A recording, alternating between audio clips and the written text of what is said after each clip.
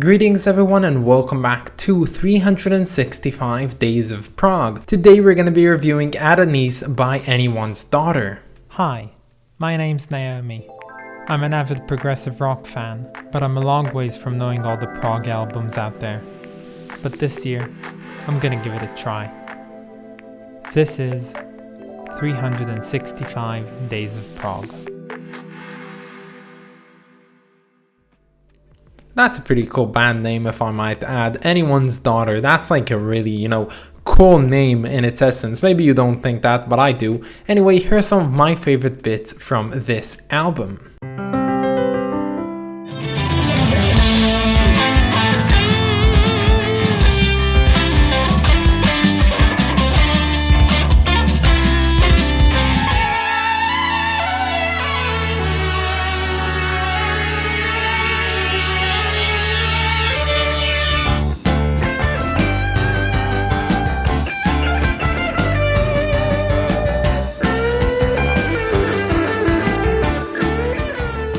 So, despite forming in 1972, this band wouldn't go on to release their first debut album all the way until 1979. And yes, this is the album we're reviewing today, called Adonis by, as I said, Anyone's Daughter. Now, Anyone's Daughter are a German band founded in the city of Stuttgart in Germany, but unlike most of their German counterparts, they did not make krautrock music, or at least music that sounded kind of like that, and they went more in the direction of making music like Eloy and other different progressive rock acts of the time, mainly symphonic prog. And I did some research before actually giving this album a listen, and I read some really overwhelmingly good reviews about this one, and seeing as it is symphonic prog from the 70s, I honestly felt like nothing could go wrong with this. But sometimes that's just not the case, and something on this album and me just didn't click. And this album opens up with a sidelong big four-parter epic of Adonis, and I really like long epics. I love those kind of things. My favorite songs, they're those really long side-long epics. But as I said, this one just didn't kind of click. It didn't really impress me at all. I don't know, is it just me, or does this album really revolve around just instruments playing downwards and upwards going scales? I don't know, if you'd really count that and see how many times that appears on this album, you'd be at least somewhere in the 20s. And yeah, all bands do that sometimes. Playing scales is something that you hear about a lot of times. Heck, even the great keyboard solo by Rick Wakeman on Close to the Edge has some really memorable, upwards and downwards going scales on it that you really can't seem to get out of your head. But doing it so many times and then calling your album, prog sounds kind of cheap to me in some way. The only instrument I think I really enjoyed on here have to be the drums. Maybe because they can't play scales. I think they're really innovative on here, and I really like that. They're always playing something that is slightly even more different than what you'd expect the basic rhythm to be for that section, and I really appreciate that. I really like songs that use, a different rhythm than the usual kick drum and snare that you'd expect to find on most songs. And the name of this drummer is also quite great, so thank you so much to Kono Konopik. You've done a great job on this album, and honestly, compared to everyone else, I think you are my shining light from this one in particular. But yeah, I didn't really like the first epic, and then we move on to the side 2 of this album, which starts off with my personal favorite from this album being Blue House. And when I say favorite, I don't mean to say that I really loved it all that much, but I think it's the best we're gonna get out of this album. I really like the duality between the Moog and the guitars. I think that's kind of cool, but honestly, more than that, this song doesn't have a lot to offer other than those scales that I just talked about. The third track is called Sally, and to me at least, it felt like a really, cheap knockoff of Anthony's Song by Billy Joel. And this track in particular is a really odd one. It's very unprogressive in nature, like it isn't prog at all, but the thing is, it really doesn't sound like the band we've been listening to up until this point. It really sounds like it's just made by someone else. It was plunged into this album for no apparent reason and just, it is there.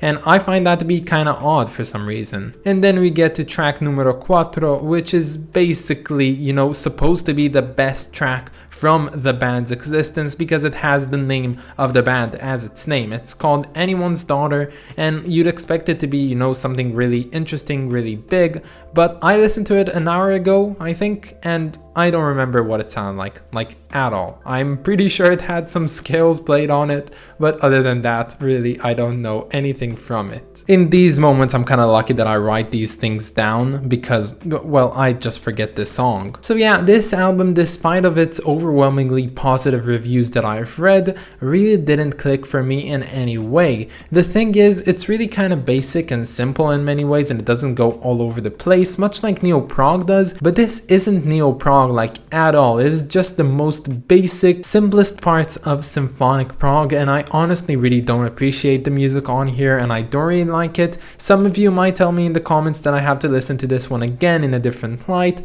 but I don't really see a way that I find this to be all the more enjoyable. And this feels like an album that would appear in a later stage in a band's career when they kind of get nonchalant and just don't think about what they're making and doing everything on autopilot, but this is definitely not what you'd expect from a debut album by any band, and it honestly kind of surprises me that they even reached further than this one because, yeah, it's just not something that I really like. And if any of you want to tell me why you like this album, if any of you do like this album, please write it down in the comments because I am very puzzled. This cover, despite not being one that I find any personal connection to, I don't really like it personally, is definitely very memorable. You can't really seem to forget this image because something about it is quite special. I think it even appears in the quick cover section for the intro for this series. Maybe, I'm not entirely sure, but there's some reason I chose it in the first place. I'm not entirely sure where the connection between the music of this album and this cover lies, but in some way, because I was so disconnected from the music itself personally, I can't really seem to make this connection at all, so I'll just neglect that for now. But for some reason this imagery of this cover to me looks like some really obscure Zoomer humor. Like, it looks like those really odd memes. You know what? Wait, just a moment. Yeah, just add some, okay, yeah, okay, and the text, and yeah, okay, yeah, okay, cool, perfect.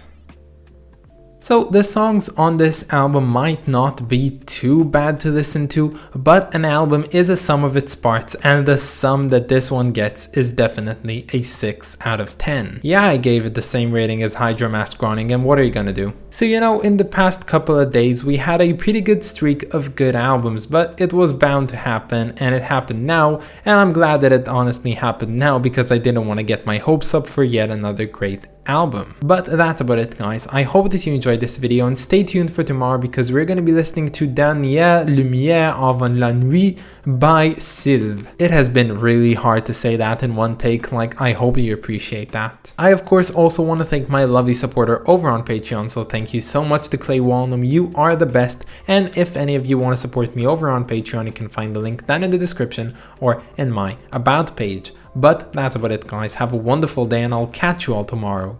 Bye, guys.